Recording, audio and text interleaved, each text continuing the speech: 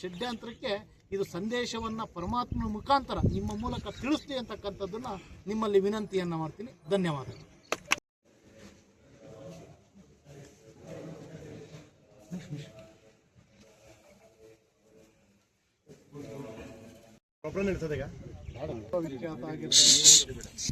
ವಿಶ್ವವಿಖ್ಯಾತ ಆಗಿರ್ತಕ್ಕಂಥ ಚನ್ನಕೇಶವ ಸ್ವಾಮಿಯ ಪಾದಕ್ಕೆ ನಮಸ್ಕರಿಸುತ್ತ, ಚನ್ನಕೇಶವ ಸ್ವಾಮಿ ಸೌಮ್ಯನಾಯಕಿ ರಂಗನಾಯಕಿಯ ದರ್ಶನವನ್ನು ಮಾಡಿ ಬಹುಶಃ ನನಗೆ ಪೂರ್ವಜನ್ಮದ ಪುಣ್ಯ, ಭಗವಂತನ ಬಲಭಾಗದಲ್ಲಿ ನಾನು ವಾಸ ಮಾಡಲಿಕ್ಕೆ ಅವಕಾಶವನ್ನು ಪರಮಾತ್ಮ ಮಾಡಿಕೊಟ್ಟಿದ್ದೇನೆ.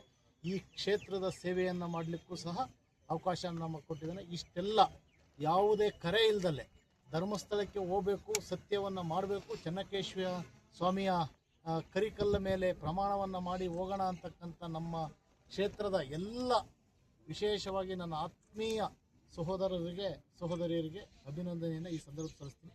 ಇದು ವಿಶ್ವವಿಖ್ಯಾತ ಆಗಿರುವಂಥ ದೇವಸ್ಥಾನ. ಇಲ್ಲಿ ಈ ಕರಿಕಲ್ಲೇ ಸಾಕ್ಷಿ. ನಾನು ನನ್ನ ಇದರಲ್ಲಿ ಬಲಿಕಲ್ಲು ಅಡ್ಡ ಮತದಾನವನ್ನು ಮಾಡಿಲ್ಲ, ಪಕ್ಷದ್ರೋಹ ಮಾಡಿಲ್ಲ.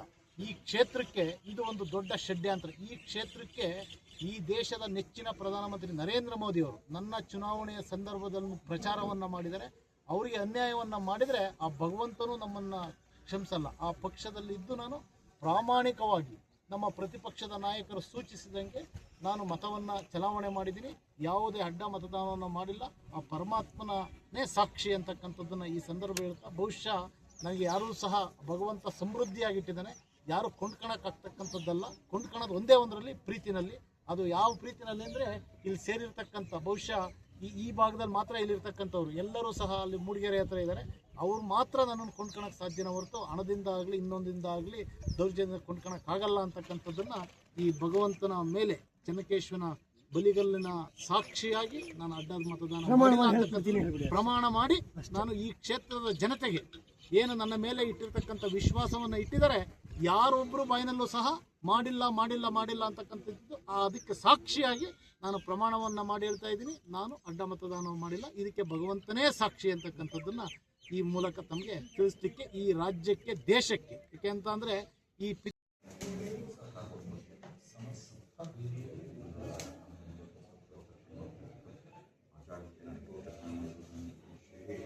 ವಿಧಾನ ಪರಿಷತ್ತಿನ ಚುನಾವಣೆಯ ಸಂದರ್ಭದಲ್ಲಿ ಅಡ್ಡ ಮತದಾನವನ್ನು ಮಾಡಿದರೆ ಒಂದು ಸುಳ್ಳು ಸುದ್ದಿಯನ್ನು ಸೃಷ್ಟಿಯ ಕಾರಣ ಇವತ್ತು ವಿಶ್ವವಿಖ್ಯಾತ ಆಗಿರ್ತಕ್ಕಂಥ ಚನ್ನಕೇಶವ ಸ್ವಾಮಿಯ ದರ್ಶನವನ್ನು ಮಾಡಿ ಸೌಮ್ಯನಾಯಕಿ ನಮ್ಮ ಸಾಕ್ಷಿ ಆ ಬಲಿಗಲ್ಲಿನ ಮೇಲೆ ನಿಷ್ಠೆಯಿಂದ, ಪ್ರಾಮಾಣಿಕತೆಯಿಂದ ನಾನು ಅಡ್ಡ ಮತದಾನವನ್ನು ಮಾಡಿಲ್ಲ, ಪಕ್ಷದ್ರೋಹವನ್ನು ಮಾಡಿಲ್ಲ ಅಂತಕ್ಕಂಥ ಪ್ರಮಾಣವನ್ನು ನಮ್ಮೆಲ್ಲ ಸಮಸ್ತ ಮುಖಂಡರ ಜೊತೆಯಲ್ಲಿ ಮಾಡಿ ಇಲ್ಲಿಂದ ಧರ್ಮಸ್ಥಳಕ್ಕೆ ತೆರಳುತ್ತಾ ಇದ್ದೀವಿ.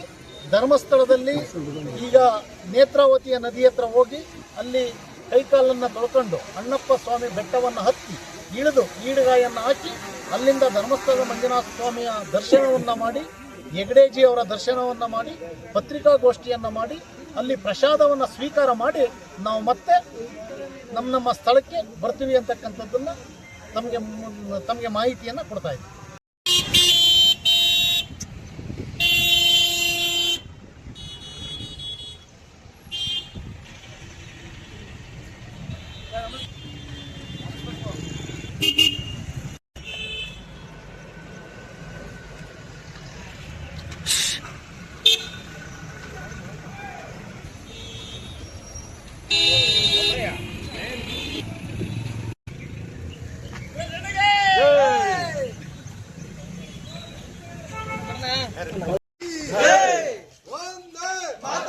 भारतीय जनता पार्टी की जय, सुरेश की जय, नरेंद्र दास मोदी जी की जय, येदियुरप्पा जी की जय, विजयेंद्र जी की जय।